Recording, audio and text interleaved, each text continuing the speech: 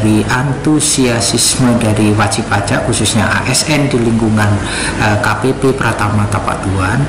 Untuk kondisi sekarang, berdasarkan data yang ada di kami sudah sangat bagus sekali. Jadi mereka semangat untuk melaporkan SPT tahunan khususnya PPh orang pribadi itu sudah sangat tinggi ya.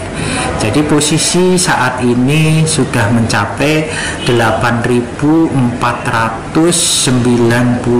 wajib pajak ASN yang sudah melaporkan, atau persentasenya sudah 38% untuk posisi Februari 2023 saat ini.